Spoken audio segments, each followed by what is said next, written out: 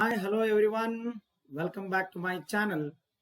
In this video, there will be discussion on registration of cooperative societies, types of cooperative societies, then books of accounts to be maintained by the cooperative societies.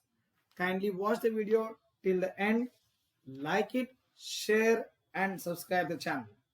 If you have any comments about the video, please put your comments in the comment box. Now, let's move to the presentation. We found two types or two categories of the cooperative societies. One is the cooperative society which is working in more than one state, which is called as a multi-state cooperative society, and another one is called as a state cooperative society. That means the working of those such cooperative societies within a particular state boundaries. So such things, say for example, now we have got to give an example of multi-state cooperative society, Bireshwar Bireshwar Cooperative Society, which works in Maharashtra, Karnataka, and this is an example here. So what we can understand here, a multi-state cooperative society is a cooperative society which is having its branches in a different states. When it is working in more than one state, such thing is called as a multi-state cooperative societies. And whereas the state cooperative society, it works in a particular state within the such boundaries, it will function here. The procedure of registration for a multi-state cooperative society and the state cooperative societies are different from each other. Now let us look into the registration of the multi-state cooperative societies here. Here these multi-state cooperative societies are governed by the provisions of Multi-State Cooperative Societies Act of 2002 here. And such cooperative society which wants to work in a multi-state here, it has to fill form number 1. It has to enclose certain documents along with the application, and such application must be addressed to the central registrar of the cooperative societies. The documents to be attached with such an application are: such a cooperative society should submit a duly signed 4 copies of the bylaws. These bylaws will help for the internal management of the cooperative societies. Then it should mention the name of the society, the main objective for which it is formed, and the area of operation, in how many states it wants to operate. Say whether it is only 2 states, 3 states, or 5 states, like this. A list of the shareholders along showing the amount contributed and admission fee paid by each of them must be mentioned along with the in the list. Say for example, if there are around 50 members, how much amount is contributed as capital by these 50 members and how much admission fee is collected from these 50 members must be mentioned in the list. A certificate from the bank or the banks stating the credit balance in favor of the proposed multi-state cooperative societies. As these societies will be functioning in the different states, it has to open its accounts in the different states, and all those bankers, they must provide the credit balance standing to the credit of these societies, so that it will ensure the registrar that it has got a sufficient balance so that it can function properly. A scheme stating that the multi-state cooperative society will be economically sound and the registration of such multi-state cooperative societies will be beneficial for the social and economic betterment of its members through self-help and mutual help in accordance with the cooperative principles. In other words, to say, such cooperative societies should assure the central registrar that they function in the different states for the betterment of their members. here the economic betterment is most important, economic as well as the social betterment of its members. Then a certified copy of the promoter's resolution which specify one of the applicant's details to whom the central registrar make correspondence. In other words to say, they need to authorize a person to whom the central registrar should make the communication in the subsequent years. So these are the various documents which are to be enclosed with the application. Then you should the mode of sending here is either it may send such an application through a registered post, or it may personally submit such an application. The managing committee, especially the chairman and the secretary, can submit such an application personally here. Once an application is submitted by the cooperative society in order to be a multi-state cooperative society to the registrar, it must be scrutinized within the 4 months from the date of submission of such an application. The central registrar shall dispose of the application within 4 months from the date of receipt of such an application. He cannot prolong the disposal of the application here. Suppose if nothing is heard from the central registrar within 4 months from the date of the submission of an application, in such case it is deemed to be accepted here. The application shall be deemed to have been accepted if the application is not disposed within 4 months, or the central registrar fails to communicate the order of the refusal within 4 months. In other words to say, the central registrar must write to the person within 4 months regarding the acceptance of the application, or he should also write within 4 months from the date of application for the refusal for the registration here. Otherwise, it is deemed to be accepted and it can start functioning here. Such an application must be signed by 50 individual persons from each state concerned. Say for example, if a society wants to a multi-state cooperative society, and if it wants to function in Maharashtra and Karnataka, then it has to obtain 50 individual signatures from Maharashtra and Karnataka state here. The cooperative societies duly authorized representatives of at least 5 such societies registered in different states should approve. The other multi-state cooperative society and cooperative societies or duly authorized representatives of each such society should sign such an application. It must be duly signed by the authorized representatives of at least 5 such societies registered in the different states. In other words to say, it should be recommended by other societies from the which state it is functioning here. Assume that if the society which wants to act as a multi-state cooperative societies in Maharashtra, one of the societies should approve this as it can function here. Now, let us look into the registration procedure of state cooperative societies. This is totally different from the multi-state cooperative society registration here. Such state cooperative societies are governed by the provisions of the Cooperative Societies Registration Act 1959 pertaining to Karnataka. And such a society must apply in the Form A for the purpose of registration. It must apply to the registrar who is appointed by the state government for the particular state here.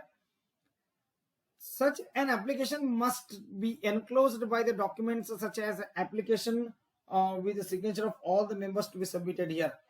Assume that if it has got 100 members, it must be signed by all the 100 members.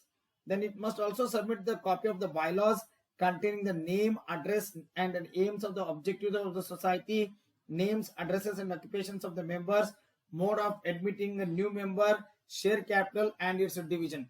All these things must be mentioned in the bylaws.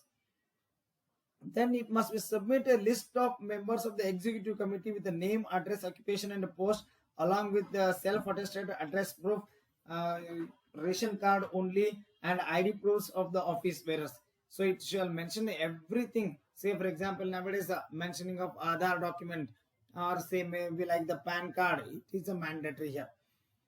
Then it must submit the affidavits of the office bearers, such as the president, secretary, vice chair, vice president, treasurer, along with the photo attested by the notary, public notary here. And it must authorize the letter of the members and signed by the office bearers. You should also obtain the no objection certificate to function in that particular area from the local member of the municipal corporation, and it must provide a specimen signatures of the names and designation of the office bearers. Then it must provide the list of members willing for registration of the society, 50 members minimum it should be there, name, father's name, occupation, and signature, the full address all must be mentioned here. So then once it obtains its registration number, it must be visibly put on all the letterhead for the further communication in the for further communication with the various organizations and the government here. Now let's look into the types of cooperative societies here. We have got several cooperative societies here, like consumer cooperative societies, producer cooperative societies, marketing cooperative societies, credit cooperative society, housing cooperative society, then farming cooperative society, joint farming cooperative society, tenant and joint farming cooperative society, collective farming cooperative society, etc. here. In the subsequent slides, we will discuss here one by one here. Consumer cooperative society here. When you look into the name itself here, it is having a consumer. So that means here, as the name itself indicates, this type of society ensures to protect the interest of the consumer.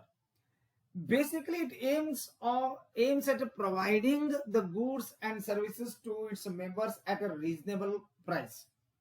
So these societies directly purchase the goods and services from the manufacturer and supply them to the consumer at a cheaper rate. Thus, it is possible to eliminate the role of middlemen in the distribution here. Consumer cooperative societies, it should be noted that after consumer cooperative society registration, its members are focused on enabling the reasonable goods to the consumers here.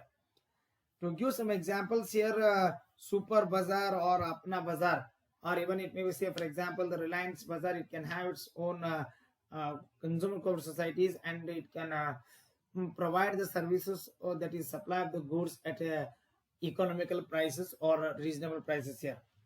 Then the next one comes here, a producer cooperative society. This type of cooperative society, which is established to safeguard the interest of the small scale producers. The basic objective of this type of society is to provide essential items to the producers like a machinery or the raw materials, equipments, etc. at a lower rate in time, so that the production will not be obstructed. These producers are usually the farmers, Ayurvedic herbal medicine producers, organic producers. To give some example here, it may be like a dairy, or it may be like a fish farmers, or it may be like a weavers, artisans, and tribal cooperative societies here. Then the next one comes here, a marketing cooperative societies here. In case of this marketing cooperative societies here, it is formed by small scale producers and the manufacturers to sell their products through this society. Usually this kind of society, when they are facing problems of marketing their products, the society collects the products from each member and takes reasonable care to sell those products in the market here. It may be like say concerned with the selling of a particular product. Assume that it may be like handicrafts. So collecting from the handicrafts, so from the rural artisans and making sale. Then the next one comes here, credit cooperative society here. This type of society aims at providing the financial assistance to its members for their economic improvement. say for example, it may provide loans, and it may even accept the deposits in the form of recurring deposit, or it may be like in the form of a pygmy account, opening a pygmy account for its customers, or it may be like accepting of the fixed deposits, etc. Here the credit society accepts deposits in share capital from the members and grants them loans at a reasonable rate of interest when they need it. Loans granted to them may be short term or the long term here. To give such cooperative examples for the cooperative credit society, it may be like a teachers cooperative credit society, or state electric board employees societies, or it may be like a LIC employees cooperative credit society here. Then the next one comes here, housing cooperative societies here. In case of the housing cooperative societies here, this type of society is established to provide residential houses to its members. Generally, housing cooperative society purchases the land, construct houses or the flats, and allot the same to its members. Some of the cooperative societies provides housing loan facilities to the members at a lower rate of interest to members to build their own houses. So normally such times are fine with the builders, who the builders themselves, they form a cooperative society, and they will ask the people to become the member, and they will accept to the deposits, and after a particular period the flats will be handed over to the people here. Then the next one comes here, a farming cooperative society here. The agriculture cooperative or farming cooperative societies are formed by small farmers who voluntarily work together and yield the benefits of large scale farming. Today we find many, say, sugarcane growers cooperative society, or it may be like tobacco cultivators cooperative society. They contribute capital, land and labor, and jointly go for any farm activity. This helps the farmers in mass production, maximum output, application of advanced technology, fertilizers and manuals, pooled resources, land, labor and others, proper irrigation, no shortage of capital to meet the day-to-day expenses, etc. here. Then the next one comes here, a joint farming cooperative society here. In this type of society, the society takes over the land of the individual members, but the ownership remains with the member. The output are sold by the society and profit realized or distributed to the members in the ratio of their land values, but the members are allowed to spare their labor in consideration of wages for doing the work of land here. Then the next one comes is the tenant and joint farming cooperative society. This type of society is formed for the benefit of laborers, those who has no land but having a strong manpower. The society takes the land on the leasehold or the freehold basis, and it is distributed among the members, and they cultivate the lands and grow agriculture products. But members have to pay the rent for utilization of the land. In this type of society, the ownership of the land lies with the society but not with the individual members, and agriculture products are belongs to society only. Then the next one comes here, a collective farming cooperative credit society here. This type of the society, in this type of society, land is owned by the society and members work collectively on the land. The members are worked as laborers and are paid with the wages. Whatever the profit realized, it is distributed among the members in the ratio of their wages here. So these are the various types of societies which aims at rendering of particular service. Then the books of accounts to be maintained by the cooperative societies here. As I already told you in the previous video, the liability of the members of these cooperative societies may be limited or unlimited. If it's a limited liability, means the owner of the cooperative society or the members of the cooperative society are not personally liable for the debts of the cooperative society. In other words, to say, the personal properties of the members are not subjected for the discharge of the debts of the society here. Unlimited liability society here, which means that the members of cooperative society are jointly and severally liable for the debts of the cooperative society. In other words, to say, if the cooperative society fails to make the payment of the debts due by it, in such case, the personal properties of all the members are subject for the realization of such debt here. Now let us look into the which of the books of the accounts are to be maintained by these societies in totally. Day book. Of course, a day book is nothing but a journal. It is original entry in the cooperative society account keeping.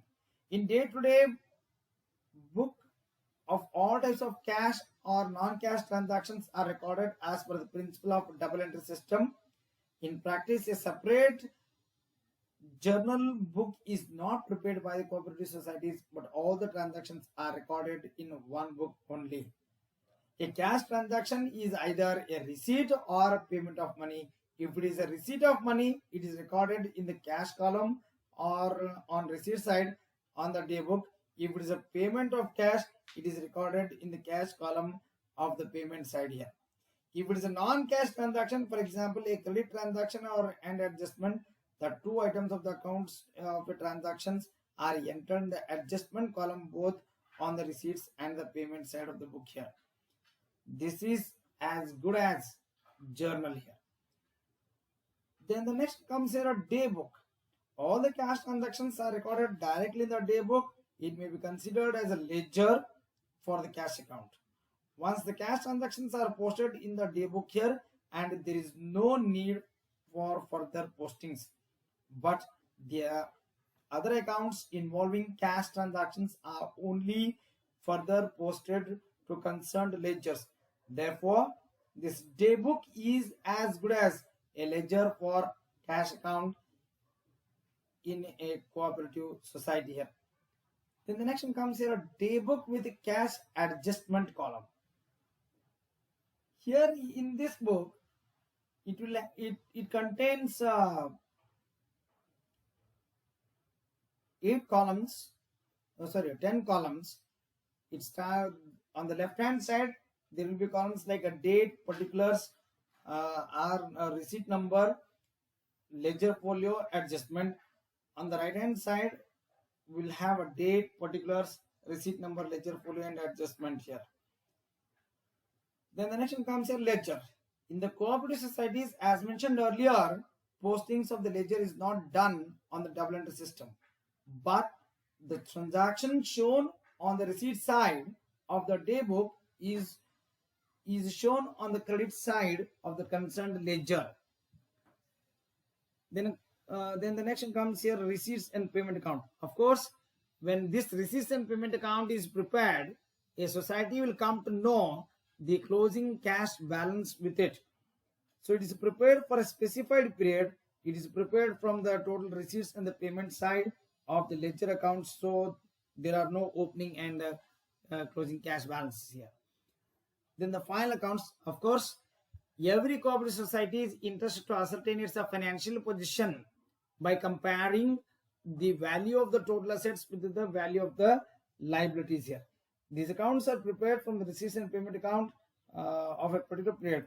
While preparing the final accounts, adjustments should be made, taken into consideration in receipts and payment statement.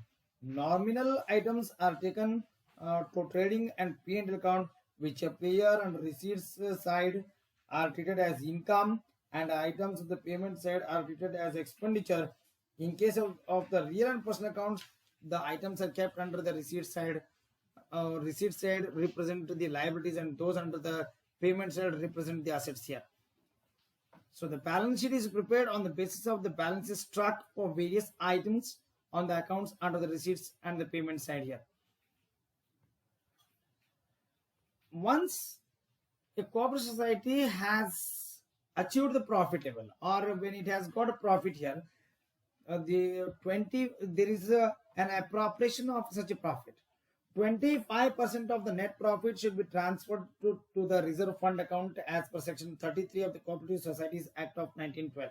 So, in other words, to say, every cooperative society should transfer 25% of its profits to reserve fund here. As per section 35 of the Cooperative Societies Act of 1912 here, distribution of dividends should not be more than 6.25%. In no case it shall not exceed the maximum limit as specified in the section 35 of the Cooperative Societies Act of 1912. Then contribution to charitable funds as defined in section 2 of the Charitable Endowment Act 1890, which says that the contribution may be done with the prior permission of the registrar. The maximum contribution is restricted to 10% of the net profit remaining after compulsory transfer to the reserve fund here. The unlimited liability of cooperative society can distribute the profits only with the general or the special order of the state government here. There are certain registers are to be maintained by these cooperative societies here. It may be like a registration of register of members in a form I, the list of the members in a form J, members as admitted. The property register, sometimes it may own a property in a different locations, so it must mention the value of the property along with the dimensions. Then the sinking fund register, say that is a depreciation here. The audit rectification register in O form. The investment register, if it has made any investments in various securities issued by the government, etc., or the securities issued by the various companies. Then the nomination ledger, that is the nominees of the various members here. Then the loan register, to whom it has lent, how much it has lent, then on which date it has been lent, so that all those things should be mentioned. And it should also mention the rate of the amount of the recovery made. Then the mortgage register, sometimes a cooperative society may provide loan by accepting the collateral securities of the borrower here. So what all the things are mortgaged by the cooperative societies, it must be mentioned in such a book here.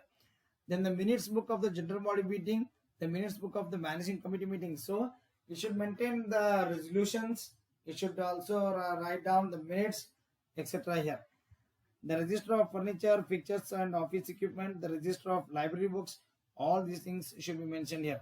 Apart from these things, every cooperative society should maintain the various files like correspondence file, members application fee, nomination forms, file registration, records, notice of the meeting, then complaints file, etc. and more depends upon the type of the society here.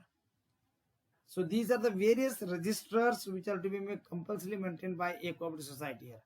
Thank you for watching this.